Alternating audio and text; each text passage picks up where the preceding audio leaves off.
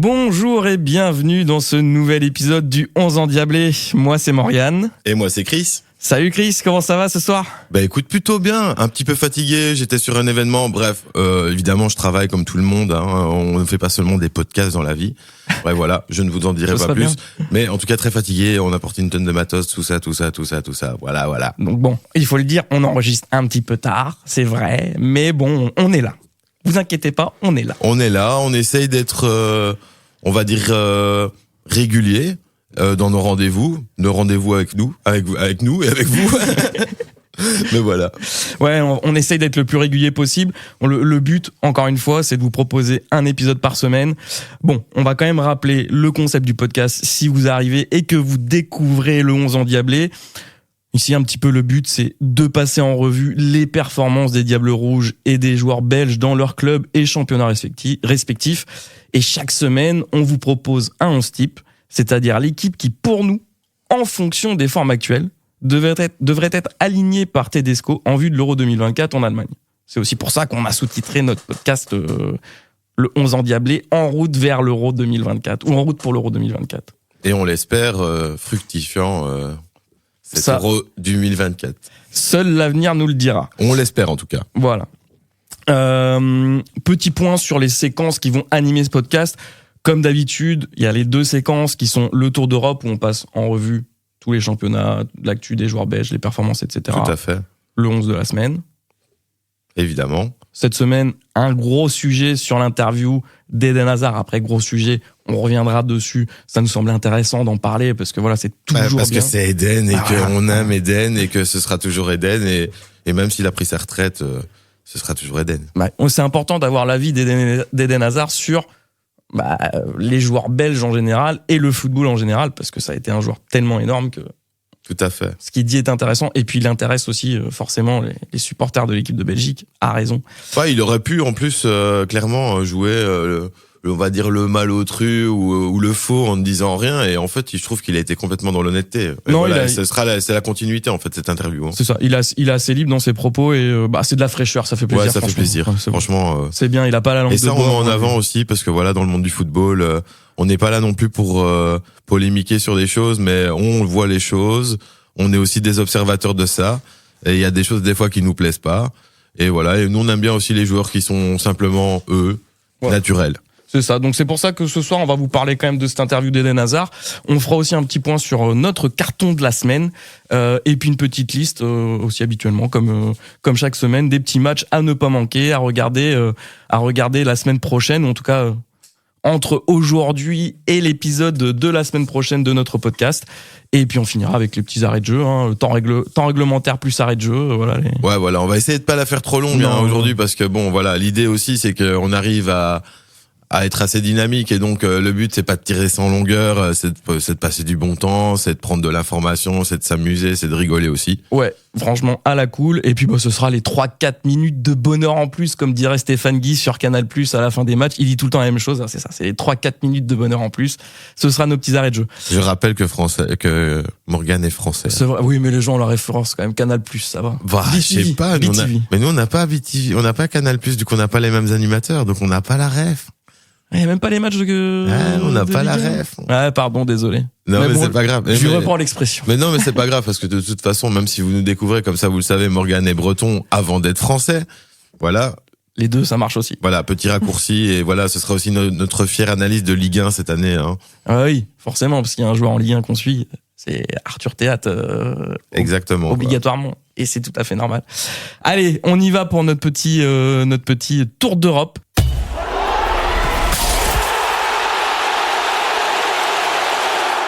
Et on va commencer par l'Angleterre. Cette semaine, on attaque avec Trossard. Une nouvelle fois buteur avec Arsenal qui a cartonné encore une fois en Première Ligue. La semaine dernière, c'était 6-0. Cette semaine, c'est 5-0 à Burnley. Le Burnley de compagnie qui a pris une petite manita. Trossard qui y va de son but, comme chaque semaine. Il continue de faire une super bonne saison avec Arsenal. Bon, après Burnley, c'est vrai que ça roule pas fort cette saison. Hein. C'est compliqué. Ouais, chaud. Al-Daki. Mais on t'aime Vincent et on te souhaite le meilleur, mais peut-être que t'as besoin d'une meilleure équipe parce que là, c'est chaud quoi. Bah, je pense que c'est plus un problème d'effectif certainement. Ouais, parce que la vérité, d'entraîneur. Burnley, ils sont pas non plus ridicules. Attention, qu'on soit clair. Hein. Moi, j'ai regardé Burnley jouer et ils ont tenu quand même face à des équipes que genre Liverpool, Burnley. Franchement, ils ont quand même réussi à tenir un peu Liverpool pendant un moment. Mais c'est clair qu'à un moment donné, tu vois la différence d'une équipe de promus de bas de classement, tu vois. Donc Ça reste une équipe de première ligue quand même, Burnley. Donc sur un match ou sur des phases de jeu, peut donner l'intensité et donner un peu de change par rapport à l'équipe qu'ils vont affronter en face. Mais là, cette saison, c'est quand même compliqué. Petit mot quand même sur Al-Dakhil, les mecs Trésor qui ont disparu de la circulation. ouais, ils ont disparu quoi. J'ai cherché sur la feuille de match parce que pour le coup là, j'ai quand même regardé ce week-end et ouais, non, ils sont absents. Du coup, je me suis dit tiens, ils sont blessés peut-être. Non. Il y a pas de communication de quoi que ce soit, donc voilà. Aucune Simplement actualité. pas repris quoi. C'est ça. Pas convoqué sur les deux derniers Après, matchs. c'est vrai qu'il a fait venir Mike Trésor, il a fait venir Al-Dakhil aussi. C'est vrai que si les joueurs performent pas, on pourrait lui en tenir rigueur et donc du coup, s'il les sort, peut-être qu'il se protège. Je sais pas. Il a pas de petit préféré à Burnley et c'est normal. Ouais, mais c'est peut-être aussi ça le message qu'il voulait envoyer. C'est pas parce que je suis belge que les joueurs belges sont d'office dans le 11 ou dans les 23 ou autres. On est d'accord. Voilà. Mais en tout cas, nous, on se pose la question de savoir où sont-ils et on va continuer de suivre ça, évidemment. J'ai vu que Mec Trésor revenait un petit peu, il a un peu joué ces dernières semaines, mais là sur les deux derniers matchs, il n'est pas repris. Burnley c'est plié, à mon avis, c'est direct retour en Championship d'ici la fin de saison, je vois mal. Un peu compliqué, au même titre que je pense que Leicester aurait jamais dû finir en Championship et je pense va remonter cette année facilement en Première Ligue sans problème. Voilà, je pense qu'ils sont toujours dans bien premiers avec un petit survol du classement. Après, est-ce que ça met en cause l'avenir de Kompany à Burnley? Pas forcément. Apparemment, il a une bonne cote. Il garde du crédit auprès de la direction. En fait, le truc, c'est que faut pas oublier une chose. Il a gagné quand même déjà un championnat. Donc même si c'est la Championship, il a gagné quelque chose. En coupe, il avait été plutôt pas mal aussi. Donc, ils sont allés jusqu'en demi-finale. Enfin voilà. Moi, je peux dire quand même qu'il est quand même pas nulle part non plus. Il a quand même un titre. Donc, il a été quand même, il était dans le classement des meilleurs entraîneurs de l'année passée, tu vois. Il a été élu meilleur entraîneur de Championship, pour le coup aussi. Au même titre que Pep Guardiola a été élu meilleur entraîneur de Première Ligue. Voilà, le petit passage. Moi, c'est tout ce que je souhaite à Vincent, c'est qu'il finisse, après peut-être Pep Guardiola à la tête de Manchester City. J'ai deux théories. Ouais. Elles sont pas folles. Hein. Elles sont pas folles. La première, c'est que forcément, ils vont finir par entraîner Manchester City, ça c'est obligatoire. Je pense. Et la deuxième, c'est qu'il va forcément finir par entraîner les Diables Rouges. Et dans l'optique ou dans l'hypothèse, on va dire, dans l'hypothèse d'un naufrage cet été à l'Euro, ce qui pourrait arriver, tu vois, genre. Ouais, imaginons. On sait pas. Moi, je vois bien potentiellement Kompany débarquer cet été si on est sur un scénario catastrophe, ce que je ne vois pas du tout arriver. Ça veut dire le retour de notre capitaine en tant que coach. Enfin voilà, moi jamais je vais oublier que Vincent était notre capitaine et clairement quel capitaine. Hein. Je veux dire, c'est un joueur qui en avait sur le terrain quoi. Je veux dire, il drivait l'équipe comme jamais. Et moi je sais que clairement dans nos grands rendez-vous passés, il nous a manqué quand il était pas là, vraiment. Et quand il est parti, ça a été vraiment. D'ailleurs, la défense ne s'en est toujours pas remise réellement, tu vois. Je considère que on n'a plus jamais eu ce niveau de défense. Il n'y a pas eu l'héritage. Après, c'était facile. On avait le meilleur défenseur du monde à ce moment-là, donc c'était plus simple. Quel joueur c'était quand même. Incroyable. Maintenant, voilà, on espère quand même qu'on a de l'avenir là-dedans. On en reviendra et dans tous ceux qui vont suivre et dans tout ce qui va suivre aussi aujourd'hui dans le podcast. Exactement. Tiens, justement, on va continuer avec Manchester City que tu as regardé toi ce week-end. Moi, j'ai pas vu le match, mais toi, tu l'as vu. Ouais, écoute, j'espérais en fait avoir un peu la suite de cette, on va dire, stratosphérique Kevin De Bruyne face à Copenhague, pour rappel, on en avait parlé dans le précédent podcast. On venait juste de regarder ce match magnifique et stratosphérique de Kevin De Bruyne, un pied dans chaque but, incroyable. Donc ouais, très cool. Et là, j'ai regardé le match compliqué face à Chelsea, donc il terminait sur le score de 1-1. Et moi j'ai pas trouvé Kevin De Bruyne spécialement mauvais, il était plutôt bon. L'équipe en soi avait du mal, mais en même temps face à Chelsea qui avait quand même déployé de l'effectif, c'était pas mal. Franchement, le marquage était bien. C'était un beau match finalement, parce que finalement, c'était un match assez disputé. Moi, j'ai trouvé. Et voilà, nous, on est là aussi pour regarder des beaux matchs. C'était quand même un beau match de foot. Et voilà, 1-1. Voilà, au final, Doku, plutôt pas mal, mais il a eu un peu plus de mal, c'est vrai, en défense. Il est sur une petite période de moins bien. Il n'a pas retrouvé le chemin défilé, il n'est pas à la passe. Mais par contre, voilà, moi, ce que je retiens sur tout ce match, c'est que Haaland était catastrophique pour moi. Mauvais placement. Jamais au bon endroit. Quand on lui envoie des superbes ballons, parce que Dieu sait qu'il en a eu des ballons de but pendant ce match. Il a jamais autant raté, je pense, en un match. Et là, je pense qu'il s'en est voulu, aussi, parce que je pense que c'est un compétiteur, tu vois. C'est quelqu'un qui aime bien gagner. Et je l'ai vu, on l'a vu plusieurs fois ça n'allait pas. Ah, il était frustré, là, ouais, il était frustré. Ouais. Il est pas encore, on sent qu'il est pas vraiment encore de retour, en fait, Haaland. On attend encore plus. Bah, après. Voilà. Et au même titre que Kevin De Bruyne est important pour l'équipe, avoir aussi quelqu'un qui la met au fond des filets, c'est hyper important. Bon, là, ici, c'est Rodri, finalement, qui a sauvé la situation. Disons que Manchester peut souffler, mais c'est dommage parce qu'ils ont gaspillé une cartouche dans la course au titre, face à Arsenal et Liverpool, qui, eux, par contre, ont gagné. Les deux. Après, City a gagné ce soir. Ils jouaient leur match en retard face à Brentford. Ils ont gagné 1-0 pour le coup. Haaland a marqué. On n'a pas vu le match parce que du coup on était sur les matchs de Ligue des Champions. Je sais pas quelle a été la performance d'Haaland, mais en tout cas il a permis à City de marquer ce soir, qui du coup se replace à la deuxième position. Voilà, tout à fait. Quand même. Je pense que c'était un moindre mal d'avoir perdu 2 points. C'était mieux que de perdre 3 points, ça c'est sûr. Mais en plus, c'était pas face à un concurrent direct. Chelsea n'est pas un concurrent direct non plus, donc.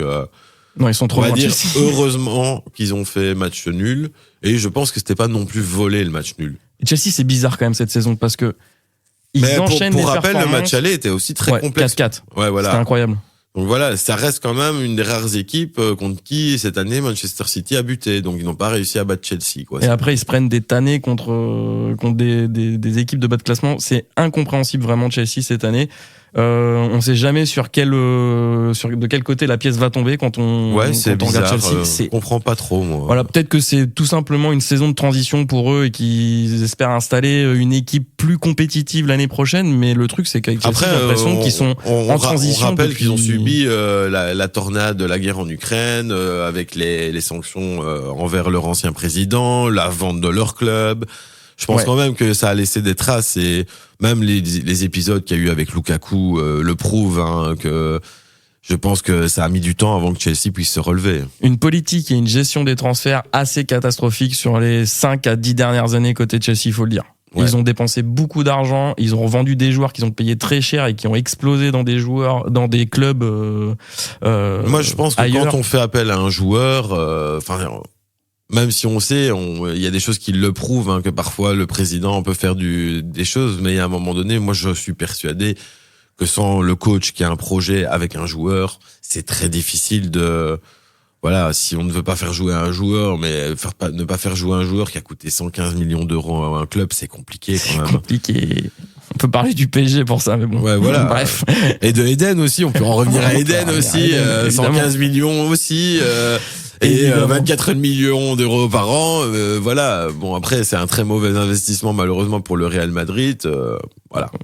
Bon, allez, on revient de toute façon à l'Angleterre.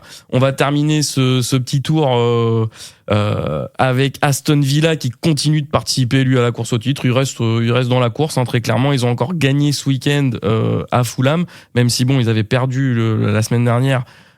Mais ça fait plaisir. Il reste là dans la course. À fond, ça fait plaisir. Et puis n'oublions pas un petit assist de Tielemans. Ah oui, quand même. C'est surtout ça le truc important pour nous aussi. Il fait un bon match. Oui, on est content quand même de voir Yuri ressusciter. On attend de le voir au prochain rendez-vous des Diables. Je suppose que Domenico va faire appel à lui et peut-être le testera. Évidemment, nous pour le moment, on ne le voit pas comme un potentiel titulaire. Non. Ça c'est sûr. Non. Mais en tout cas, on est content de le voir de retour. Ça fait plaisir pour lui, et s'il a encore l'occasion de se montrer, tant mieux. Nottingham, un petit clean sheet pour Matt Sells face à West Ham. Donc Matt Sells qui est arrivé de Strasbourg cet hiver, un départ qui a fait d'ailleurs beaucoup de mal à Strasbourg. Aïe. C'était quand même un bon gardien pour Strasbourg. Hein. Franchement, moi j'étais persuadé que Matt Sells c'est quand même un bon niveau, quoi. Exactement, et du coup là il a fait une petite performance, un petit clean sheet, ça fait toujours plaisir. Et Origi aussi à Nottingham, qui est toujours là, hein, mais qui a pas forcément beaucoup de temps de jeu. Là il en a eu un petit peu, il a pas pesé. Victoire 2-0 face à West Ham. Dans la course au titre, c'est toujours... Divock, notre joker de luxe, plusieurs fois avec les Diables Rouges aussi. Manu, malheureusement, c'est vrai que, comme on l'a dit la semaine passée, un peu fantomatique sur les derniers rendez-vous, il a été appelé. Ancien super sub de Liverpool, mais Liverpool un des artisans de la Ligue des Champions, dernière Ligue des Champions de Liverpool, surtout. On le rappelle, alors, 2 buts en demi-finale et 1 but en finale, je pense. Il a porté clairement l'équipe. Pour remplacer Mo Salah au pied levé, voilà. Fallait quand même y aller. Et donc Liverpool qui reste en tête en Angleterre, suivi par Manchester City, donc qui a repris la 2e place ce soir grâce à victoire, un point. Et Arsenal 3e. La course est serrée et ça va être passionnant jusqu'au bout. Et on file maintenant en Espagne. On va parler rapidement du Séville de Luque Bacchio qui est toujours blessé. Dianouza, qui s'en sort pas cette saison. Il est sur la feuille de match, c'est déjà pas mal. Hein. C'est ça, il est sur la feuille de match. Mais c'est peut-être un encouragement déjà, le fait qu'il soit sur le banc. Voilà. Il est là. Il est là. Et voilà, Séville, c'est compliqué. Ils ont encore fait 0-0 face à Valence ce week-end. Ils sont 15e du championnat espagnol. Ouais, ça va être chaud, quoi. 24 points seulement après 25 journées. En même temps, on peut pas dire que c'est de la faute de Dodi puisque il est blessé. Donc ça tourne pas rond. C'est peut-être pour ça d'ailleurs que Séville, ça va moins bien aussi. Hein. On sait pas. Je sais pas s'il a vraiment une... Parce que il est quand même arrivé... il avait déjà un impact sur le jeu. Je pense qu'il avait mis 1 but, 2 buts, 3 buts, je sais plus. Ou des assists. Je sais plus. J'ai pas les stats exactes. On regardera ça pour la prochaine fois. Des prestations suffisamment convaincantes pour faire un petit tour avec les Diables Rouges dans les dernières sélections. Donc, à voir. Mais en tout cas, voilà, Séville, c'est compliqué. On part à Madrid. On va parler de Witsel, qui n'était pas titulaire ce week-end lors de la victoire 5-0 de l'Atlético face à Las Palmas. Par contre, il était titulaire ce soir en Ligue des Champions. Donc on sent quand même que là, Simeone, il a un petit peu fait reposer Axel. Ça lui fait du bien. Hein. Pas oublier qu'Axel, il a la trentaine et on n'a pas envie qu'il arrive déboîté à l'Euro si Domenico tient compte de notre avis. Si. Pas de notre avis. Si on gagne notre pari. Voilà. Nous, c'est notre pari. Hein. Voilà. Et apparemment, il y a d'autres journalistes qui seraient d'accord. Forcément, quand tu vois les prestations, même là, les commentateurs ce soir étaient d'accord pour dire que Witsel, en défense centrale, c'est aussi bon, voire meilleur que quand il est au milieu de terrain. Donc, pourquoi se priver de cet apport-là ? Ce serait illogique. Surtout qu'il a laissé la porte ouverte. Hein, donc, encore une fois, c'est dans les mains de Domenico. C'est ça. Malheureusement, l'Atlético a perdu ce soir en Ligue des Champions face à l'Inter. L'Inter, Inter premier quand même au classement en Italie, on rappelle. Hein. C'est ça. Et gros match de l'Inter parce qu'ils ont quand même beaucoup tiré, même si Axel Witsel a été bon. L'Inter a dominé le match. Ils ont fini par marquer par Arnautovic. Tir de Martinez, si je me trompe pas, repoussé par le gardien. Et Arnautovic qui a bien suivi pour mettre juste le 1-0. On rappelle que dans 3 semaines, il y aura quand même la manche retour. Cette fois-ci, ce sera à Madrid. Donc, on verra d'ici là. Rendez-vous assurément à ne pas manquer. Je pense. En tout cas, c'était pour moi une des meilleures affiches en termes de qualité d'équipe des 8e de finale de Ligue des Champions qui sont dans le tirage un peu décevant, je trouve. Un peu déséquilibré. Ouais, on attend les quarts avec impatience. Hein. Exactement. Je pense que là, en quart, ça va envoyer du lourd. Et puis, on termine avec un petit point sur la course au titre en Espagne. Petit coup d'arrêt pour le Real ce week-end face au Rayo Vallecano. 1 partout seulement. Pas terrible. Est-ce que polluer un petit peu par tout ce qui s'est dit autour du Real Madrid cette semaine, c'est possible. Mais dans le même temps, Gérone a perdu face à l'Athletic Bilbao. On sait, Gérone, belle histoire, mais voilà, est-ce que Gérone peut tenir sur la longueur ? Je pense pas. C'est le Real, hein. Ouais, j'y crois pas. Comme en Ligue des Champions, c'est le Real. Hein. C'est le Real et on le rappelle. Je vois mal le Real. Club le plus titré quand même de l'histoire de Ligue des Champions, club le plus titré de Liga. Qu'est-ce que tu veux dire de plus ? C'est une institution, c'est le meilleur club d'Europe. Club le plus titré au monde, en fait. Voilà, ça, on peut le dire. Pas forcément actuellement le meilleur club d'Europe, mais en tout cas sur les 10 dernières saisons, ça ne fait aucun doute. Et puis Barcelone qui a quand même gagné ce week-end et qui reste dans la course avec sa victoire face au Celta Vigo 3-2. Il reste à l'affût avec 8 points de retard seulement sur le Real. Et l'Atlético, du coup, avec cette victoire, eux, ils restent 4e à 9 points du voisin madrilène. Voilà pour l'Espagne. On part maintenant en Italie. Bon, en Italie, on commence avec notre Romelu préféré, à l'AS Roma. L'AS Roma qui se relance tout doucement en championnat. Victorieux 0-3 ici à Frosinone. Très petit match de Lukaku avec seulement une mi-temps, mais c'est vrai que c'est quand même lui qui les a sauvés en Europa League jeudi dernier face à Feyenoord. Donc une tête, encore une fois, millimétrée. Et des têtes comme seulement lui sait les faire. Et ça, franchement, on le sait que c'est important. Jeu de la tête. Et franchement, encore une fois, en tout cas, il a fait mieux que Haaland. Bon, Haaland a marqué ce soir. Donc bon. Oui, d'accord. Ouais. Mais en tout cas, c'est un but qui va faire du bien à Lukaku parce que c'est vrai qu'il est sur une période difficile. Il a pas beaucoup marqué ses derniers matchs avec la Roma. Donc bon, là, ça fait plaisir quand même ce petit but. Il y aura aussi la manche retour, mais là c'est ce jeudi, la manche retour face à Feyenoord.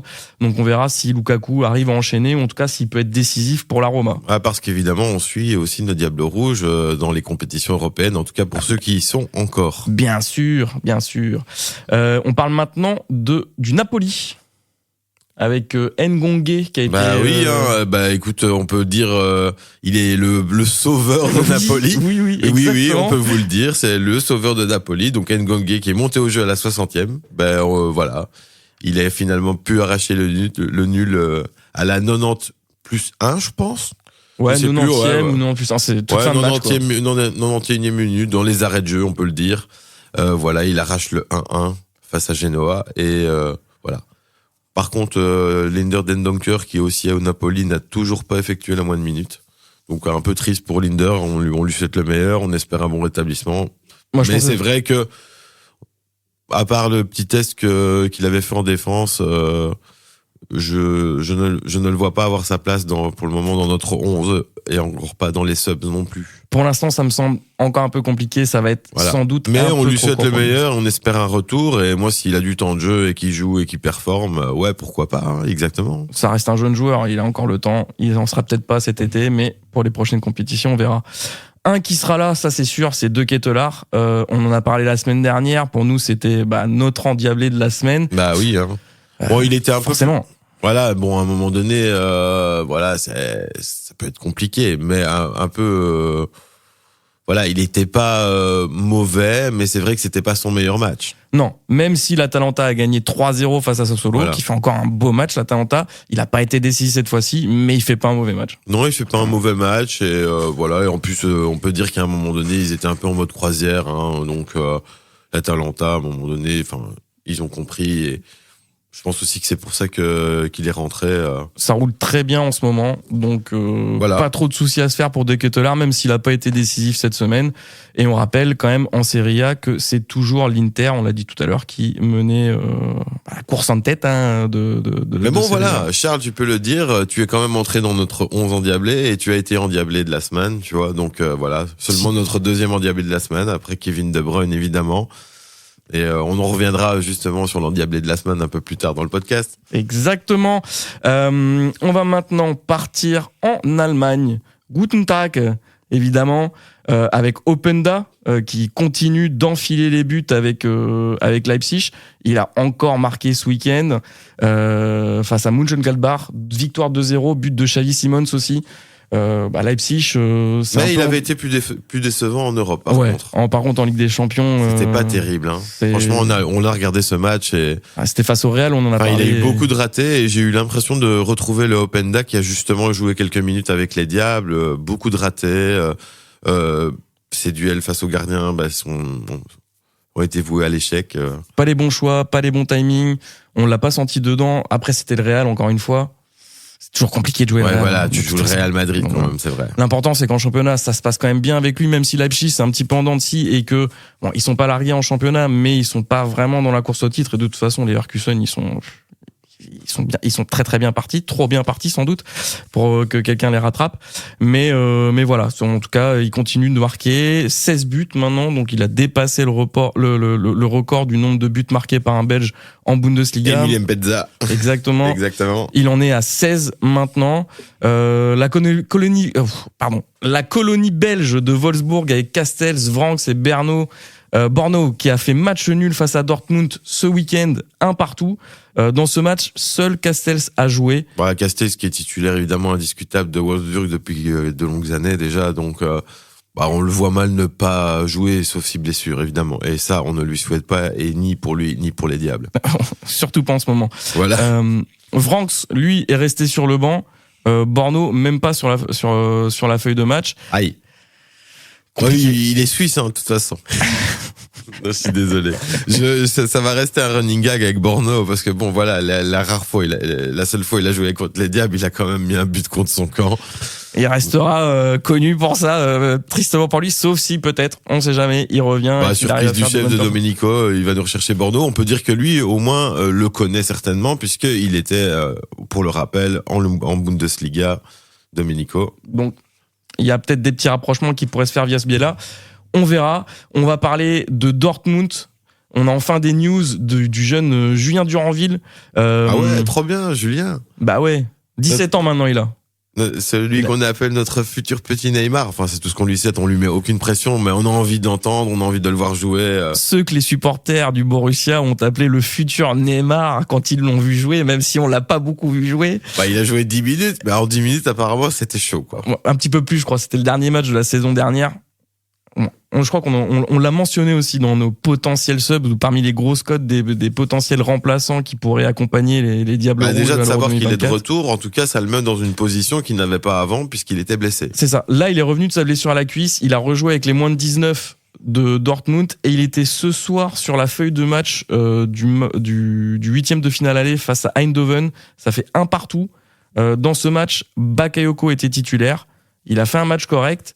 Et on rappelle juste que ce week-end, Bakayoko, il n'allait pas jouer avec le PSV, il était blessé. Selon il était normalement blessé. Voilà. Mais après, voilà, on ne sait pas de quel type de blessure. Peut-être qu'il était simplement fatigué. Moi, avant petite fatigue musculaire aussi, pourquoi pas. Avant le match de ce soir, moi j'avais vu qu'il était malade et quand j'ai vu qu'il était titulaire ce soir, j'étais un petit peu surprise parce qu'il était annoncé malade, mais finalement il était là. Petit coup de poker de Boss, l'entraîneur du PSV Eindhoven, peut-être, on ne sait pas, mais en tout cas en championnat ça continue de rouler évidemment pour le PSV. En tout cas, 1-1 face à Dortmund, c'est plutôt pas mal. C'est un très bon résultat. Ouais. Voilà. Là, pour le coup, même si sur ce match. Et puis on est content quand on a des Diables qui s'affrontent aussi avec leurs clubs respectifs, c'est cool. Est-ce qu'il reste encore des Diables maintenant à Dortmund ? Bah oui, Duranville, évidemment, mais il joue pas. C'est vrai que Meunier est parti. Bah oui, voilà. Non. Mais bon, après, potentiellement, on vient de parler de Duranville. Il était sur le banc. J'ai trop envie de le voir jouer. Voilà. J'attends qu'une chose, c'est de pouvoir le voir jouer une nouvelle fois. Tout le monde a envie de le voir jouer pour qu'on se dise, ok, il est vraiment bon, ce petit. Hein. Il est excellent. Si vous l'avez pas encore vu. On vous invite, n'hésitez pas à aller taper sur YouTube Julien Duranville, voilà. Préparez-vous parce que vous êtes pas prêts. Ouais, ça va dans tous les sens. Mais après, c'est pas sans rappeler ses premières démos d'un certain Kevin De Bruyne aussi que vous pouvez trouver sur YouTube, ses débuts. Et je peux vous dire que ça envoyait du lourd aussi. Les vieilles compiles de best-of Kevin De Bruyne, époque Wolfsburg. Ah ouais, non mais c'est quelle année ça ? Ah bah écoute, c'est 2000 Wolfsburg, De Bruyne, et que je dise pas de bêtises, c'est quoi, on est sur du... En tout cas, Wolfsburg, c'était sa consécration et c'est ce qui a lancé un peu le phénomène. C'est complètement le championnat et le club qui l'a fait exploser. Mais je suis curieux de la date. Petit challenge, est-ce que c'était quoi, 2011, 2012 son passage à Wolfsburg ? Ah non, c'était 2013 à 2016. C'est vrai qu'il est passé par le Werder de Brême aussi. Ouais, c'était sa première année. Il est d'abord passé au Werder Brême, prêté. Ouais. Puis après Chelsea, prêté à Wolfsburg, acheté à Wolfsburg, puis racheté par City. Voilà. Et on connaît toute la grande histoire maintenant. On connaît l'histoire. Voilà, on espère que c'était pas sa consécration l'année passée avec ses 5 titres. Non, on lui souhaite encore le meilleur. Et pourquoi pas un ballon d'or. Kevin, on y croit. On était premiers supporters pour le coup. Non, c'est vrai que Morgan aimerait bien peut-être que ce soit Mbappé, mais bon. Non. Mais bon, en tout cas, pour la carrière en tout cas. Sauf si Mbappé. C'est la constance quand même, Kevin De Bruyne. Combien de titres en première ligue il a déjà gagné? C'est 3 ou 5? Je sais plus. Je sais plus exactement. Il a gagné beaucoup de titres. En tout cas, il a beaucoup de coupes, il a beaucoup de palmarès. Ça, on peut pas lui enlever. Ça, c'est sûr. Après, Mbappé Ballon d'Or cette année, pour l'instant, non. Sauf si, encore une fois, ça dépendra de ce qui se passe à l'Euro. Si l'un ou l'autre font des prestations exceptionnelles dans les matchs décisifs à l'Euro, surtout en s'affrontant, c'est surtout ça qui va décider. Bon, on parle de Mbappé, on va filer en France. Ah ben voilà, hein, la transition est toute trouvée. Bon là, je te laisse la place, hein, puisque je te l'ai dit, Morgan est français, enfin breton. Donc pour la c'est notre spécialiste Ligue 1 et c'est le supporter de Rennes aussi. Forcément, voilà. Rennes et Théâtre. Bon, on va pas se mentir, ça s'est mal passé la semaine dernière en Europa League. Barrage aller contre l'AC Milan. Oublié. Voilà, mais même moi, qui était spectateur, j'ai dû me résigner à arrêter de regarder ce match. Le problème, c'est qu'on a été surclassé par l'AC Milan, physiquement, tactiquement, dans l'engagement. C'était très compliqué et ça se voyait qu'il y avait une différence énorme de niveau entre les deux équipes. Ça, c'est un petit peu... Écoute, c'est peut-être une différence de il y a de l'autre côté, les joueurs français, c'est pas des remplaçants, hein. Voilà. Ou des ex de l'équipe de France. Non, exactement. C'est là, l'AC Milan, c'est quand même un autre calibre et ça s'est senti sur le match. On a perdu 3-0. Ça laisse quand même peu d'espoir pour le match retour ce jeudi à Rennes. Mais c'est peut-être pas plus mal parce que ça va peut-être vous relancer dans la course du championnat aussi. Justement, d'accrocher la meilleure place européenne possible. En championnat, on est bien reparti là depuis le début de l'année 2024. On enchaîne notre 6e victoire consécutive. On a encore 2 victoires et ce serait le record de victoires en Ligue 1 de Rennes.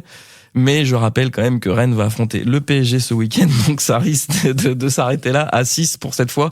Mais ce week-end, Rennes a gagné 3-1 face à Clermont. Et ce qui était à noter, c'est que Julien Stéphan, l'entraîneur du Stade Rennais, a fait jouer Théâtre en back gauche, comme avec les Diables. Et ça s'est passé comment ?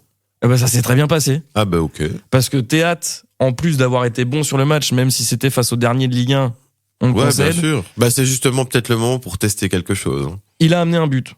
C'est lui qui amène le deuxième but. Il fait une belle percée sur le côté gauche. Il tente une frappe repoussée par le gardien. Ça retombe dans les pieds de Terrier qui met son. Je pense que Théâtre a quand même ce côté à ce physique et je pense qu'il peut courir toute l'aile. Hein. Ça peut être une solution très clairement. Pour lancer 2 coups, ça pourrait être pas mal aussi. Hein. Ça ferait une belle aile aussi. Hein. Ça ferait un sacré côté gauche. Mais si même Julien Stéphan adapte cette position pour Théâtre en club, je pense pas que ce sera répété. Là, c'était un petit peu mais alors on pourrait envisager aussi quelque chose dans notre défense avec à base de, par exemple, je ne sais pas, je dis ça comme ça, on aurait un Théâtre back gauche, on aurait un Alderweireld peut-être au milieu, on aurait un Witsel au milieu, et de l'autre côté, on aurait un Castagne ou un Meunier selon la forme. Ça pourrait être plutôt pas mal. Ça pourrait être pas mal, ouais. Tiendrait bien la route, cette défense, je pense. Ouais, Alderweireld, de Witsel dans l'axe de la défense. Évidemment, Vertonghen aussi, mais voilà, moi je préfère me dire qu'on a quand même un peu plus que Vertonghen, simplement comme back gauche. Même si on sait que Castagne peut aussi jouer back gauche. Hein. Donc, la question Théâtre à gauche dans notre 11 endiablé, clairement elle va se poser. Ouais. À un moment elle va se poser. Pour rester en France, on va aussi parler de Lyon avec les 2 Belges qu'il y a là-bas, avec Aurel Mangala et Malik Fofana. Très belle prestation d'Aurel Mangala qui marque le but de la victoire face à Nice ce week-end et qui permet à Lyon ça fait plaisir pour un début pour Aurel, franchement. Premier but dans le championnat de France, 1-0 face à Nice, même s'il y a eu une grosse polémique au niveau de l'arbitrage. Enfin bref, les Niçois étaient vraiment pas contents à la fin du match. Et Fofana qui a joué un petit quart d'heure. Il n'était pas titulaire cette fois-ci. Il a eu pas mal de temps de jeu depuis qu'il est arrivé. On rappelle qu'il est super jeune aussi, hein, Malik Fofana. C'est aussi, au même titre que Julien Duranville, ce sont encore des espoirs diablotins. Mais on compte sur eux et c'est aussi ça l'avenir des Diables, hein, parce que voilà. C'est des joueurs sur lesquels il faudra compter dans les années qui viennent, peut-être plus et on en reparlera rapidement que on en reparlera peut-être dans notre 100e podcast déjà. Voilà, si on arrive à 100. On ne sait pas. Hein. C'est peut-être le début d'une belle aventure. 100 semaines, ça fait 2 ans. Voilà, c'est possible. Hein. C'est jouable. Rien n'est impossible. Voilà. Au même titre que Doku, hein.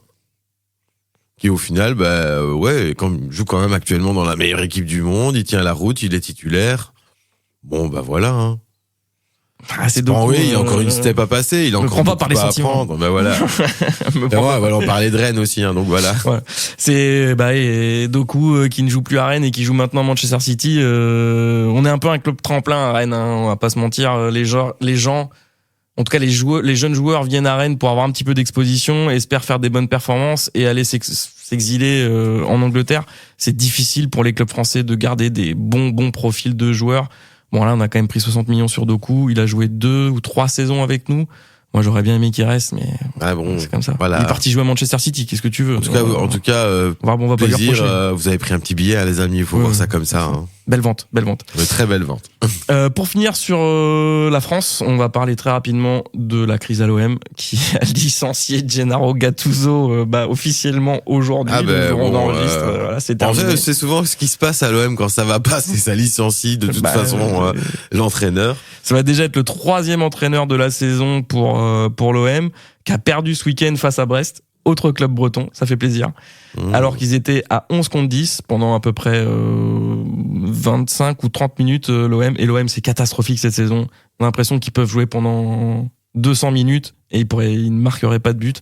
Je sais pas si c'est le seul maillot de football de Ligue 1 que j'ai chez moi. Que tu as en ta possession. Voilà, c'est le maillot de l'OM. Pour la petite histoire, on a une petite maison dans le sud de la France. On y allait et c'est vrai que dans le sud de la France, c'est un peu le club. C'est l'OM. Quoi. Voilà. C'est l'OM. Pourtant, j'étais pas à Marseille, mais voilà. À un moment donné, j'ai acheté un maillot de l'OM. Il est toujours un beau maillot avec un col Ericsson. Je me rappelle. Ericsson, ça c'est quelle année 90, milieu des années 90 ça. Ah ouais, c'est du vieux maillot. Hein. Marseille, c'est le club qui possède le plus de supporters en dehors de sa ville d'origine en France. Il y a une grosse communauté de supporters marseillais partout en France. Mais c'est comme nous avec le Standard en fait. Exact. Pour faire le lien avec notre championnat. Donc Marseille c'est beau, Marseille c'est joli, Marseille ça vit football, mais en ce moment c'est un peu la crise quoi. Là, franchement, c'est compliqué. C'est compliqué. Là, à mon avis, le S, il doit pas passer des bonnes soirées, quoi. Putain, et brother, qu'est-ce que tu fais, brother? Peut-être que Jules peut reprendre l'équipe de l'OM en main. Tu sais qu'il est sponsor maillot de l'OM avec son label d'or et d'argent, je crois. Il me semble. D'or et de platine. D'or et de platine, pardon, Jules. Désolé le J. Mais oui, il a été. Je sais pas si c'est un contrat permanent, mais je sais qu'il a déjà été sponsor maillot pour l'OM. Donc, on va maintenant terminer notre petit tour d'Europe avec la Belgique, la Turquie, l'Arabie Saoudite. On vous fait un petit résumé de ce qui s'est passé ce week-end. Voilà, let's go. Allez. Ouais, Torgan Hazard, en Belgique, en Anderlecht, Torgan Hazard de nouveau buteur avec les Mauves, 4-1. Là, on est quand même sur des grosses semaines. On peut dire qu'il est transfiguré depuis ce premier but. C'était quoi, il y a 2 semaines? Ouais, dernière, il continue sur sa lancée. Je pense qu'il y avait eu un assist aussi. Donc, mais c'est super et on peut toujours compter sur Tazar, évidemment. Tazar, on t'aime bien, Tazar. Voilà. Moi, j'espère te voir à l'Euro, Tazar. Voilà, il y a aussi à noter que 2 assists pour Verskaren, quand même un ancien Diable Rouge aussi. Il était venu quelques fois avec Roberto Martinez. Pas été sélectionné depuis, mais on sait qu'il revenait de blessure. Il a eu un long chemin aussi. Et on est content de voir qu'il commence à reperformer. Il revient bien. Ça fait plaisir pour lui. Yari, on compte sur toi, on pense à toi. Voilà, on ne sait jamais. Pourquoi pas? La Turquie, qui réussit super bien à Thomas Meunier, dis donc. Nouvelle victoire de Trabzonspor en championnat. Pour ceux qui ne le croyaient pas, en tout cas, c'est que Thomas Meunier, il a toujours le niveau, ça fait plaisir. Exactement. Même en Turquie, il a 3 assists en 3 matchs. Voilà. Franchement, pas grand chose à dire. Espérons que ça continue comme ça. Pas mal pour un bac droit, quand même. Très très bien, même. À mentionner quand même un petit assist pour Mertens qui est dans sa dernière saison avec Galatasaray lors de la victoire 3-0 face à Ankaragucu, et Batshuayi qui est resté sur le banc lors de la victoire de Fenerbahçe à Rizespor 1-3. Et puis des petites nouvelles. Tous son club du top, précision quand même que nos Diables Rouges sont essentiellement dans les clubs du top de la Turquie. Galatasaray, top 5 turc, voilà. Et des nouvelles de Yannick Carrasco en Arabie Saoudite. On sort un petit peu de l'Europe. Ok, j'avoue, on n'est plus trop en Europe ici, mais bon. C'était des fois pas facile de prendre la décision, prendre ce choix-là, mais la sécurité avant tout. Voilà, la sécurité avant tout pour Yannick qui continue de jouer la sécurité là-bas à Al-Shabaab. Ils sont 10e du championnat. Hein. Ouais, je comprends pas trop. Enfin, c'est bon. Yannick on tape quand même. Mais au moins il sera fit pour les Diables parce qu'il s'entraîne, il joue et de toute façon on sait qu'il est bon en fait. Hein. Moi je me dis qu'il il fait ça en préparation. En fait, il se fait ça pour. Ouais, il fait il est ça en préparation. Il fait ça pour se maintenir chez les Diables en fait. C'est possible. Il est en préparation parce que Al-Shabaab, ça joue pas le haut du classement en Arabie Saoudite. Parce que y a rien à faire, mais Yannick, là, par contre, moi, je compte sur toi. Hein. Je sais pas ce qu'en pense Morgane, mais moi, je compte sur Yannick avec les Diables. Parce que ses prestations avec les Diables, elles sont super, en fait. Ça sera certainement sa dernière compétition, je pense. Mais voilà. Et après, il partira en retraite dorée. Il continuera peut-être 2-3 saisons en Arabie Saoudite. Et là, l'Euro 2024, il devrait en être. Il y a pas de souci. Après, mais en tout cas, nous, moi, j'aimerais le sécuriser, en tout cas, dans notre dans nos 23 joueurs, sauf si blessure, évidemment, mais voilà. Au même titre qu'il a joué la sécurité, nous, on va jouer la sécurité. On va jouer la sécurité aussi avec lui. Il lancera, j'ai pas de doute. Voilà. Enfin, je vois mal Domenico se passer de Yannick Carrasco, surtout que les derniers matchs qu'il a prestés avec les Diables étaient plutôt bien. Donc, ma seule crainte, c'est que y a peut-être une dimension physique qui va peser un moment. Est-ce que jouer en Arabie Saoudite toute la saison, ce sera suffisant pour tenir la dragée haute à d'autres équipes quand on connaît le haut niveau de compétition qu'un Euro? Bah oui, mais bon, au moins il fait chaud là-bas. Ça doit être assez éprouvant de jouer en Arabie Saoudite quand même. Hein. Là, ils sortent de pause. Ils étaient en pause tout l'hiver. Ils viennent de reprendre le week-end. Ils ont fait une tournée de matchs amicaux. Toutes les équipes d'Arabie Saoudite, un petit peu là entre les matchs Messi, Ronaldo, etc. L'Inter Miami qui vient jouer en Arabie Saoudite. Enfin bref, à voir si ce sera suffisant pour l'Euro 2024. En tout cas, on va continuer de suivre les performances de Yannick Carrasco. On va pas en parler toutes les semaines évidemment, mais ça fait du bien de faire un petit point parce que il fait quand même partie du 11 endiablé. Oui. Même s'il n'est pas titulaire, il est dans la liste. On l'avait mis dans la liste des subs la semaine passée. Donc on l'a mis dans la liste des subs. On va sans doute en reparler. D'ailleurs, voilà. Jingle.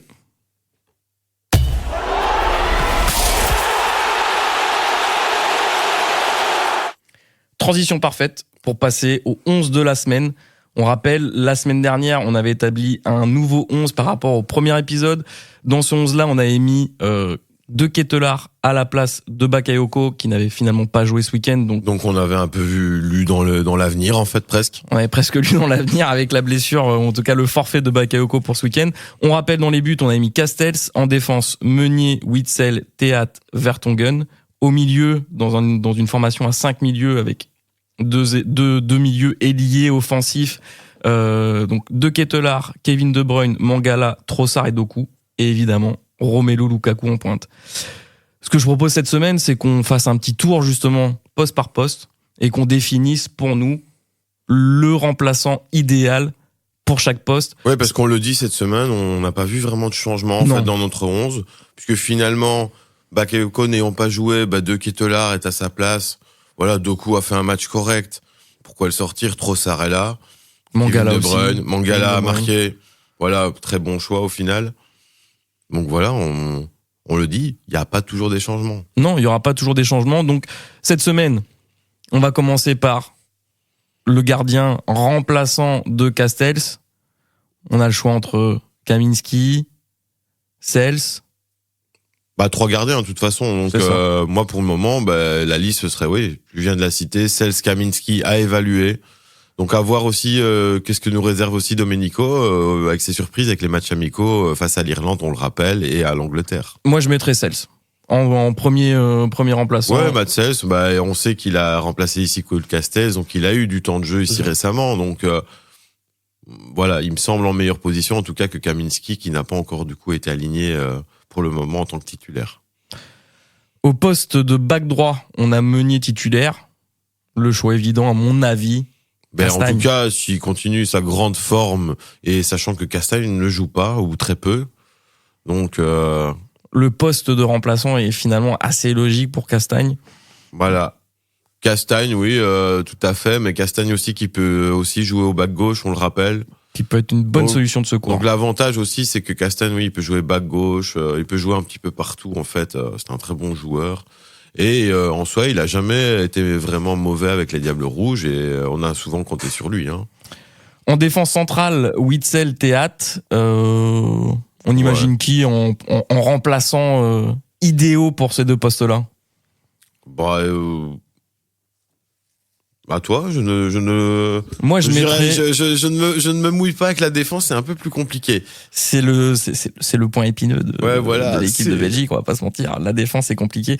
Moi, je mettrais quand même De Bast en remplaçant titulaire. On le sait que en tout cas du titulaire.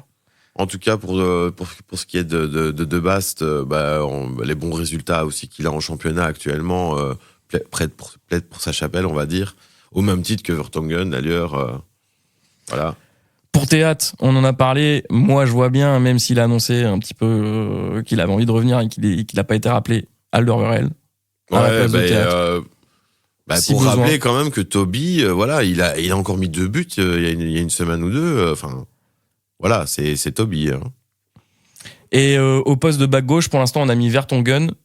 Est-ce que, du coup, dans le jeu des chaises musicales en défense, on pourrait pas se retrouver finalement avec un Théâtre en back gauche, surtout qu'il a encore joué avec ça peut être une solution en tout cas, et ça pourrait potentiellement libérer une place. Moi, ça me paraît compliqué aujourd'hui de voir émerger un joueur dans cette position de back gauche dans une formation en 4 défenseurs côté belge. Théâtre. Non, et puis on se laisse aussi avec l'effectif qu'on a là, on se laisse aussi clairement la possibilité de jouer dans une défense à 3. Hein. C'est ça aussi. Voilà. On pourrait avoir surtout si on a un potentiel Alderweireld qui, on le sait, est un magnifique défenseur central. Hein. Moi, je veux dire, pour moi, Toby, il est fit, il joue, il est soulier d'or, on le rappelle. Hein, il sort d'une saison exceptionnelle, champion avec l'Antwerp. Voilà. Hein. Pas grand chose à dire à part le fait qu'ils ont été éliminés en Ligue des Champions. Ça, c'était malheureusement pas terrible pour eux. Mais sinon, cette saison aussi, ils enchaînent aussi des belles performances. C'est le club du top belge hein, quand même. Hein. Au milieu de terrain, on a 2 Ketelaar, Kevin De Bruyne, Mangala, Trossard, Doku, qui on imagine du coup à la place de ces joueurs-là. Pour De Ketelaar, on l'a fait la semaine dernière, on l'a changé pour Bakayoko, ça me semblerait logique. Oui, tout à fait. Hein. Bakayoko, De Ketelaar, pour moi, sont pour le moment dans notre choix des éléments interchangeables. À la place d'un Kevin De Bruyne. Et tant que Dodi Lukebake n'est pas non plus revenu, voilà. Maintenant, quand Dodi revient, il y a des questions qui se poseront. Il y aura plus de débats, ça c'est sûr. En ce moment, c'est un petit peu pénurie au niveau des joueurs milieu défensifs belges, mais il y en a, on va en parler. Mais on pour rappel quand même, on a toujours Axel Witsel qui peut toujours jouer à son poste aussi. On pourra pas le faire jouer partout. Non mais bon, voilà, ça reste aussi quand même une solution. C'était notre milieu défensif quand même. Donc bon, on sait qu'il peut jouer à cette position et il a bien joué à cette position. Voilà. Mais récemment, il est très bon défenseur et nous on a besoin de défenseurs, donc c'est pas de problème. Mais à la place de Kevin De Bruyne, moi je mettrais du coup un Yuri Tillmans avec les prestations qu'il a à Aston Villa. Ça me semble logique qu'il soit tout à fait. remplaçant direct. On a parlé de Lukebake dans le cas où il revient. Pareil pour remplacer Mangala, ça me semble être la solution a priori la meilleure. Je vois pas comment est-ce que Tedesco il y a quand même Astervranks, même si là il joue pas énormément. Voilà, s'il joue, le problème c'est de prendre un joueur qui joue pas, c'est le risque aussi. Hein. Donc de ne pas être dans cette vibe de jouer, de victoire, de défaite. C'est important d'avoir du temps de jeu avant de se lancer dans une compétition. Je vois mal Domenico en tout cas faire ce choix. Quel coach ferait ce choix en fait d'aligner des joueurs qui ne jouent pas? Il y en a. Et ça s'est vu, hein. Il y a des joueurs qui mais jouent pas. Des joueurs qui ont des statuts.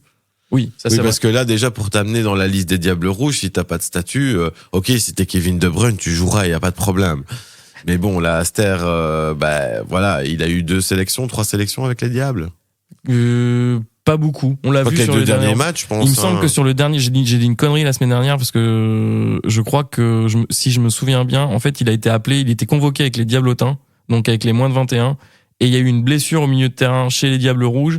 Et Tedesco a décidé de faire appel à Astervranks qui était chez les Diablotins et qui était déjà disponible. Et c'est comme ça qu'il est arrivé un petit peu dans le groupe. Ok, d'accord. On le sait de toute façon que nos espoirs sont clairement des Diables en devenir, normalement. Voilà, on l'espère. À la place de Trossard, du coup, moi je verrais aussi potentiellement à la place de Trossard un même si je l'aime pas trop, Onana quand même, dans une formation un petit peu plus défensive. Oui, Là, on voilà. devrait changer de formation, on passerait peut-être à un milieu à 3 ou à 4. Là, on est dans un milieu à 5, mais avec deux joueurs qui ressemblent plus à des ailiers offensifs qu'à des milieux. Voilà, je le sais. Mais bon, après, il peut être sur le banc, il n'y a pas de problème. Peut-être que ça le motivera justement à faire attention à ses défauts et à travailler plus. Il continue de jouer à Everton, même si Everton ça se passe pas très bien. Ouais, voilà, il continue de jouer à Everton. Mais bon, il joue en première ligue et on est obligé de l'envisager. Après, on a des joueurs aussi comme Verskaren qui font des bonnes saisons, qui fait une bonne saison avec Anderlecht. On a aussi un Salmakers à Bologne. Moi, Vermeeren, je le dis franchement, le Atlético. rendez-vous des matchs amicaux du mois de mars va être un peu décisif aussi sur l'orientation que va prendre Domenico. Ça va décider beaucoup de choses. Bah bien sûr, parce que je vois mal sortir des nouveaux lapins du chapeau à un mois avant l'Euro, j'y crois pas du tout. Mais pour Trossard... Et en tout cas, nous, je pense pas qu'on réagira non plus comme ça, même si on peut s'enflammer et tout sur des compos. Bah là, aujourd'hui, cette semaine, c'est pas le cas, même si on passe du temps sur les subs et ça fait plaisir. Bah oui, parce qu'on donne un petit peu plus de lumière à des joueurs qui sont pas des titulaires évidents. Trossard, moi, je mettrais quand même à la place Vermeeren. J'ai envie de tester le pari Vermeeren à la place de Trossard. Après, on attend de le voir aussi Ou avec Onana, du temps de jeu à l'Atlético et des potentiels, on va dire, automatismes avec Witsel. Pourquoi pas?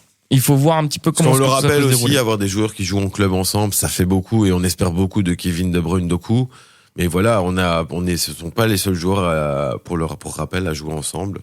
Et puis après, pour les deux joueurs qui restent, ça va être assez rapide. Il reste Doku, Lukaku. Il y en a un qui est évident dans les premiers remplaçants qu'on va mettre. Ça va être évidemment Openda s'il y a besoin. Et l'autre, on en a parlé tout à l'heure, ça va être Carrasco. Si Carrasco est là, en tant que milieu excentré ou ailier ou attaquant sur un côté. On le sait que Yannick, c'est un multiprofil aussi et il a été plusieurs fois considéré comme un attaquant ou considéré comme un milieu. Voilà, c'est ça aussi l'avantage d'avoir des joueurs qui peuvent évoluer à plusieurs postes, une fois plus haut, une fois plus bas. Mais en tout cas, c'est clair que Yannick, c'est plutôt l'aile qui lui sourit, ça c'est sûr. On a envie de le voir jouer comme il jouait à l'Atlético. Quand il rentre sur son pied droit là et qu'il nous met des buts comme face à l'équipe de France en Ligue des Nations, on s'en souvient. Ou pour vous faire plaisir à lancer des petits assists à Grisou. Oui, je sais, ouais, je me souviens, mais bon, ça c'est la belle époque Atlético Madrid, mais là on est, si on se réaffronte, ils seront adversaires, donc c'est pas la même histoire. Et ils vont se réaffronter puisque c'était le gros sujet de la semaine passée. C'est vrai, le tirage en Ligue des Nations. Après, est-ce que Carrasco sera encore là pour la Ligue des Nations? Ça reste à voir. Ça reste à voir. Je suis pas sûr. On verra. Je suis pas sûr. On verra. On en reparlera. Bah, de toute façon, il est sécurisé, il y a pas de souci. Bon voilà, c'était un petit peu notre liste de remplaçants évidents pour notre 11. Comme vous voyez, ça change, ça peut bouger beaucoup, parce que ça dépend aussi de la formation qu'on va choisir de base. Mais on voulait établir cette petite liste. On vous mettra ça bien en page sur notre petit blog avec les liens qu'il faut. Vous inquiétez pas, les images. Écoutez, ça va pour ceux qui nous suivent déjà sur le podcast, il y a un lien vers le blog où vous pouvez retrouver la compo. Des petits articles. N'hésitez pas à vous abonner à nous aussi sur les réseaux sociaux. Voilà, oui, on est pour le moment. Abonnez-vous. On est pour le moment sur Facebook, mais surtout followez-nous sur toutes les plateformes de podcast. On est partout. En tout cas, celles que vous écoutez. Même YouTube, vous êtes plusieurs à nous écouter sur YouTube et ça fait plaisir. C'est génial. Bah oui, génial. Trop bien. Même pour les podcasts, YouTube, c'est trop bien. Bah voilà, il y a un mode podcast dans YouTube en fait. Je l'ai découvert en fait avec ce podcast. Mais ouais, super, ça fait plaisir. Bien pratique. Donc, voilà. Dernier petit point, en fait, on va faire l'historique un petit peu de l'endiablé de la semaine et lire, on va dire, notre endiablé de cette semaine. C'est ça. Le premier épisode, c'était Kevin De Bruyne. La semaine dernière, De Ketelaar. Et cette semaine, voilà, on avoue, ça a été chaud, parce que si De Bruyne avait continué, on va dire, sur sa lancée de l'Europe, je pense qu'on aurait pu clairement lui décerner le titre d'endiablé de la semaine. Mais voilà, c'était déjà notre premier, donc on fait tourner Kevin, un peu. À mon avis, je pense que tu vas pas en avoir qu'un d'endiablé de la semaine. Et ici, on a envie de récompenser quelqu'un qui est, on va dire, constant dans l'excellence, puisqu'on parle quand même d'un club du top anglais aussi. C'est Arsenal et évidemment Leandro Trossard. Et donc voilà, c'est lui qu'on a choisi cette semaine. Et voilà, Leandro, on croit en toi et merci pour tes bons résultats. Et voilà, 3 buts en 3 matchs. T'auras une belle infographie, une superbe infographie Donc, sur notre site. Ouais, n'hésitez pas, hein, vous allez voir. Si tu veux la reprendre sur tes réseaux, n'hésite pas. Hein, si jamais tu nous écoutes, ça pourrait nous donner un bon coup de boost. Ouais, franchement, Leandro, on t'aime. Allez, on va enchaîner avec le gros sujet de la semaine. Jingle.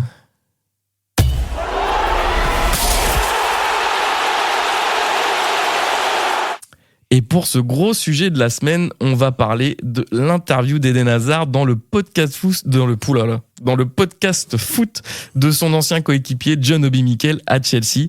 Hazard qui nous a encore régalé avec. Ouais, il est vraiment en mode Étienne Bazar maintenant. Oui, il est un peu en mode Étienne Bazar. On va pas se mentir. Il a pris sa retraite et on l'adore comme ça aussi parce qu'il est sans filtre et ça fait plaisir.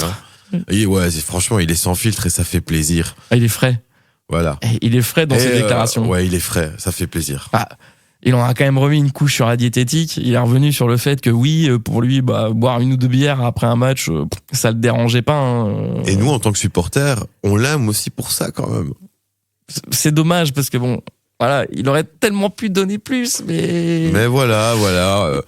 On a eu des belles années quand même d'Eden et franchement, moi je l'oublierai jamais. D'ailleurs, j'ai un maillot floqué de lui, hein, donc. On en a bien profité. C'est Eden Hazard qui nous a régalé. Il a aussi. Je vais passer très rapidement en revue à toutes les déclarations un petit peu choc parce que c'était dans une interview, dans un podcast, donc c'est pas vraiment une interview très formelle. C'est plus des moments choisis dans un podcast. Il a parlé notamment de City, d'Haaland et de De Bruyne. Il a dit que pour lui, il ne regardait pas Manchester City pour Haaland. Il est pas super fan du joueur, même si il peut reconnaître les stats, etc.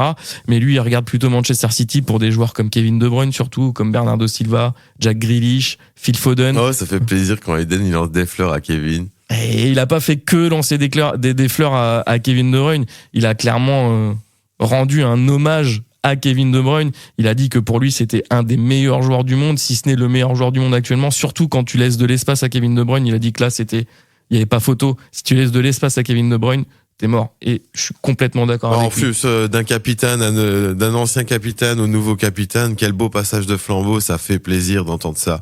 Et c'est aussi pour ça qu'on les aime, Diable Rouge, parce que franchement, la mentalité, l'équipe, franchement, il n'y a rien à dire. Je trouve que c'est quand même une belle entente. On sent quand même des joueurs qui ont en plus l'envie d'apporter leur pierre à l'édifice et aussi de prendre en main des nouveaux jeunes aussi qui sont sur le terrain. Et c'est aussi pour ça qu'on compte sur les anciens. Kevin De Bruyne, il a un rôle important. Voilà, c'est notre capitaine et et au même titre que d'autres, Meunier, c'est aussi pour ça qu'on aime son retour, c'est aussi pour ça qu'on aime aussi avoir Jan Vertonghen et tout, parce qu'il sait faire son ronchon et crier quand il faut aussi, et qu'en défense, il y a besoin que ça crie de temps en temps. C'est ce qu'il dit finalement dans ce podcast, il explique que lui, il a fait partie de la génération dorée. On a dit souvent, oui, la génération dorée, ils ont réussi, mais lui, il se fait pas de soucis par rapport à ça, dans le sens où il sait qu'il y a encore des gars qui sont là, sûrs, pour assurer la relève. Et justement, il dit que les autres équipes, elles feraient bien de se méfier des nouveaux joueurs qui viennent d'arriver en équipe de Belgique, parce que il faut faire attention à ces gars. Il y a beaucoup de gens, et c'est peut-être aussi quelque chose qui nous a décidé à faire ce podcast, parce que j'ai été un peu voir sur les réseaux, et par exemple, j'avais créé un petit hashtag Doku Bakayoko, juste pour voir un peu. Et c'est vrai qu'il y a quand même des équipes et des gens dans le monde qui se posent des questions quand dire waouh, il y a des gens qui ont regardé la pointe de l'attaque de la Belgique, ça peut faire très très mal cette pointe de l'épée. Ouais, tu l'as déjà mentionné le trident, ce hashtag Doku Bakayoko qui pourra trender fort. On l'espère. Voilà. Pour en revenir sur l'interview d'Eden Hazard, un petit truc un petit peu anodin, c'est le joueur qui l'a le plus impressionné. Je pense qu'on peut faire un quiz pendant 2 heures et personne n'aurait pu trouver. C'est Gaël Kakuta qui l'a le plus impressionné. Je suis désolé, je connais pas Gaël. C'est un joueur français qui vient du Havre, je crois, ou formé au Havre, si je dis pas de bêtises, et ils se sont croisés avec Eden Hazard à l'époque Chelsea. Gaël Kakuta est arrivé à 16 ans à Chelsea. Et on connaît l'amour d'Eden pour la France et les Français. Et c'est vrai qu'on sait qu'il a eu du mal aussi à parler anglais aussi. entre autres. Mais Donc ça fait... il a croisé beaucoup de joueurs français et on sait qu'il est devenu ami avec pas mal de joueurs français aussi. Mais oui. Et là, Gaël Kakuta, c'est le joueur qui l'a le plus impressionné. J'avoue, j'étais pas prêt sur la news, mais si vous avez l'occasion d'aller lire ça, c'est assez intéressant de voir à quel point Hazard a été marqué par ce joueur. Un des plus grands regrets de sa carrière aussi, c'est finalement sa blessure avec le Real Madrid. Quand il est revenu, le Covid était là, il a pas pu se réentraîner comme il a pu, il a pas pris de physio, il a pas fait une réathlétisation correcte. Eden, hein. Et il est jamais revenu à son niveau et c'est probablement son plus grand regret de sa carrière, c'est lui-même qui le dit.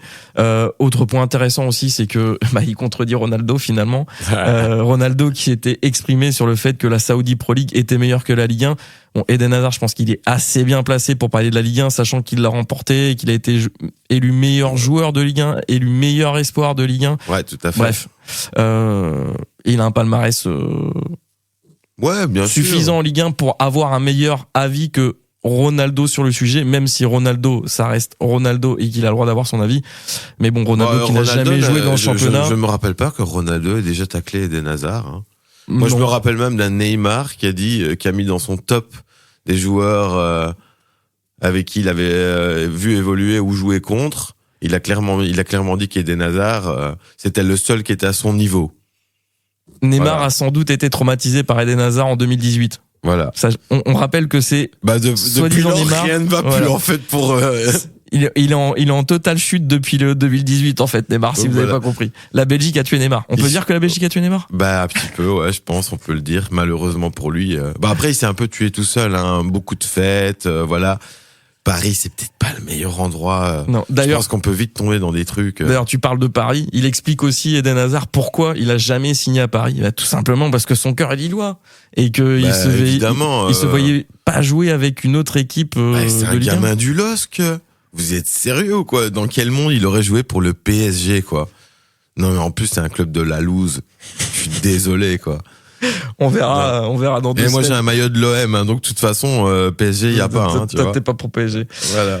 Voilà, mais en tout cas, allez lire un petit peu ce qu'Eden Hazard, ou allez tout simplement écouter si vous êtes anglophone, ce podcast d'Eden Hazard avec son ancien coéquipier John Obi Mikel. Assez intéressant finalement. C'est livre cool deux, parce que trois du coup, trucs, il est de plus en plus disponible et on a finalement plus d'infos de lui en étant retraité que quand il était en revalidation. C'est clair. Donc c'est pas mal. Merci Eden on en tout cas apprend de plus. communiquer, ça fait plaisir. Voilà. On est content de te voir, on va certainement te voir en télévision ou autre, ou dans d'autres projets et on te souhaite le meilleur. Allez, jingle pour le carton rouge de la semaine.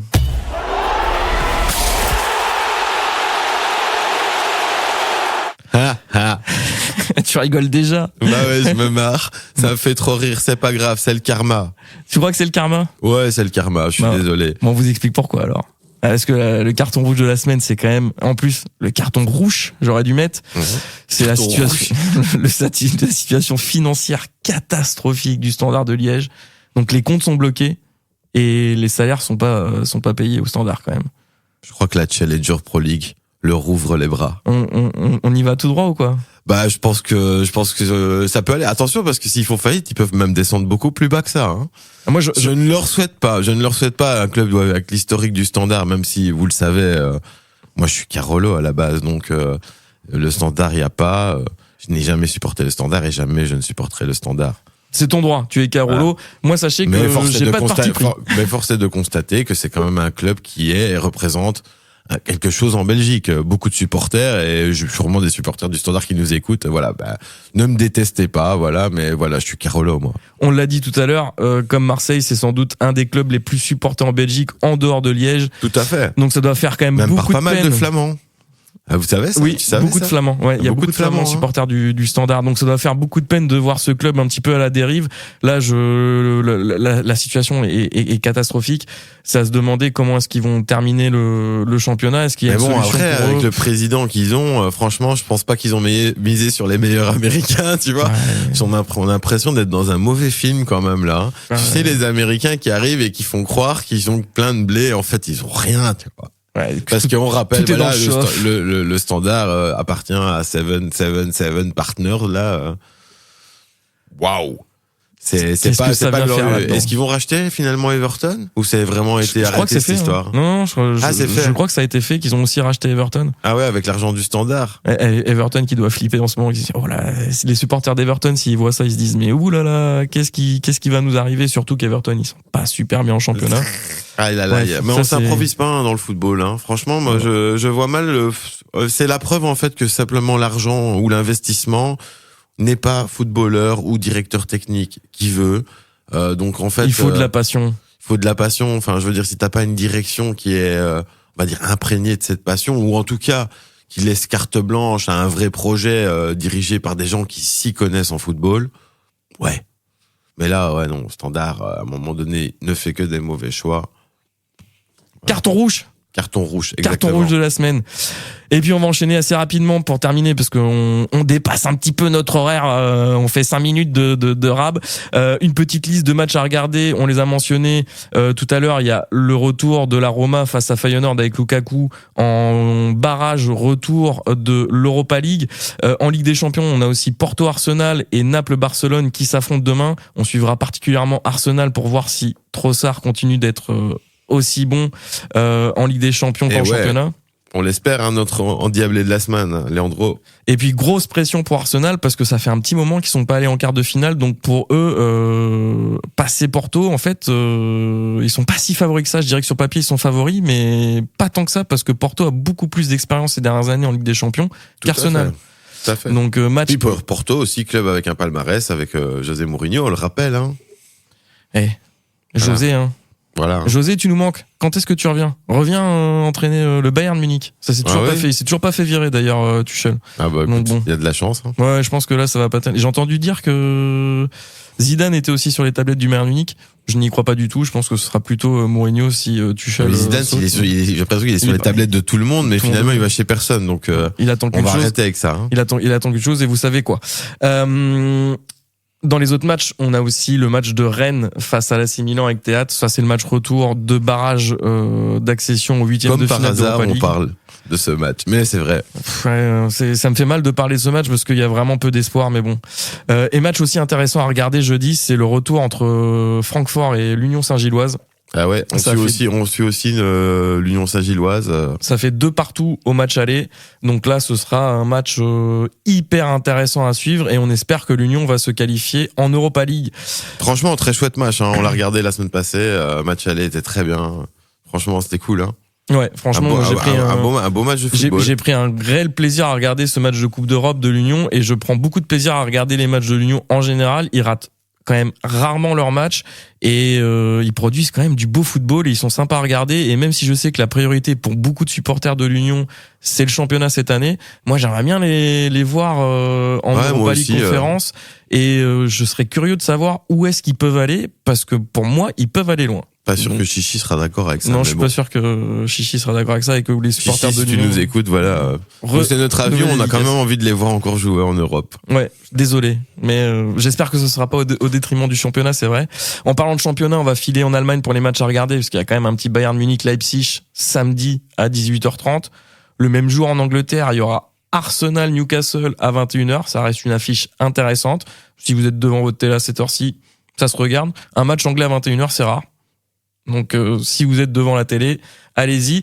Et puis surtout, dimanche, on aura la finale de la Coupe d'Angleterre entre Chelsea et Liverpool à 16h. Donc premier titre décerné en Angleterre dès février. J'avais oublié cette histoire, mais c'est vrai que dès février. Comment Carabao Cup, c'est ça ? La Carabao Cup, ouais. Je l'oublie tout le temps cette cup en fait. Hein. J'ai oublié. C'est une espèce de coupe de la Ligue comme il y avait en France avant avec la coupe de la Ligue. C'est celle-là qu'ils ont pas gagné Manchester City l'année passée. Si, ils l'ont gagné. Ils l'ont aussi gagné. Ils ont tout gagné l'année dernière. Okay, ils font le parcours parfait. Ouais. Et puis en France, on a un petit PSG Rennes dimanche, on l'a mentionné tout à l'heure. Je pense que la série de victoires pour Rennes va sans doute s'arrêter. On espère un match nul. Ça va dépendre aussi de ce qui se passe jeudi soir. J'espère qu'on sera pas trop plombé par le résultat potentiel du match face à l'AC Milan. Mais voilà, grosse affiche. Ça va quand même être chaud. Hein. Je préfère te prévenir. Mets-toi en condition quand même. Jeudi 18h, on prend l'AC Milan. Dimanche 17h, on prend le PSG. C'est du lourd, donc ça va être compliqué pour Rennes. On espère le meilleur. Je croise les doigts. J'espère que ça va. On espère un énorme théâtre. But de théâtre à la 95e Il y a moyen, pour qualifier je le Rennes. verrais bien, moi, mettre un but de la tête ou quelque chose comme ça. Je sais C'est pas. génial. Je le sens, Génial. on verra. Bref. Et puis, pour terminer, en Italie, dimanche à 21h, on a un AC Milan-Atalanta qui sera aussi très intéressant à suivre. Bah, là, on a l'AC Milan qui est pour le moment en tête et face à... Ah non, qu'est-ce que je raconte? Je me trompe, désolé, les Milanistes. Voilà. L'Inter. Ouais, L'Inter ouais, c'est en tête. l'Inter qui est en tête, voilà. Mais voilà, non, on a un bon match de la tête du championnat italien quand même, Ouais. AC Milan-Atalanta. Une grosse affiche. Voilà, on espère un grand Charles de Ketelaere aussi. Et un grand Olivier Giroud. Non, pas trop. Non. Allez, Non. il est sympa, Giroud, quand même. Non, allez, voilà, c'est bon, tu te fais la passe pour les arrêts de jeu, allez. Oui, on parle d'un joueur français très rapidement pour les arrêts de jeu, parce que vous êtes sans doute au courant, Mbappé va quitter le PSG pour signer au Real, et ce serait d'ailleurs déjà signé au Real Madrid. Ben, on l'espère, hein, que ce feuilleton va prendre fin. Et il quoi. prend fin, c'est fini, c'est sûr. Ça y est, C'est voilà. bon, c'est fini. C'est fini. Voilà. On arrête d'en parler. Maintenant, ce qui va être intéressant, Et il y c'est a de eu une voir comment interview il de va Neymar s'intégrer. quand même, juste pour préciser, il y a quand même eu une interview de Neymar qui a dit que le problème du PSG, quand même, c'est de la dernière saison, c'était quand même Mbappé. Oui. Parce que voilà, l'aura qu'il avait sur le vestiaire et le club en lui-même a nuit clairement, Aux performances du PSG, Voilà. selon Neymar. voilà, selon Neymar. Après voilà, c'est Ça reste Neymar, c'est un fêtard aussi. Est-ce qu'on prend Ouais, son ouais, avis voilà, il sait pas, pour argent comptant? Voilà, il s'est pas foulé. Disons que le Neymar a perdu un peu de sa superbe, mais ça reste Neymar, voilà. Et voilà, ça, c'était du beau football. Ça l'est, on l'espère encore pour lui. Mais bon, il est encore blessé, voilà, c'est compliqué. Voilà, on voulait juste terminer avec ce petit point transfert en disant que voilà, le feuilleton Mbappé au Real, c'est terminé. Et on va vous quitter là-dessus. Bon ouais, déjà. Enfin, Ouais, déjà. Non, en non, réalité, non, ça on a- fait on a 1h10 fait trop qu'on vous long. parle. On l'a fait un peu longue, mais c'est pas grave. On essaiera de faire plus court. À la base, on s'était quand même donné 45 minutes, le temps d'une Non, il y a eu mi-temps. une prolongation en fait. Il y a une, voilà, Ouais, on prolongation a eu une prolongation. Une grosse prolongation. Trop grosse prolongation. Allez, salut tout le monde.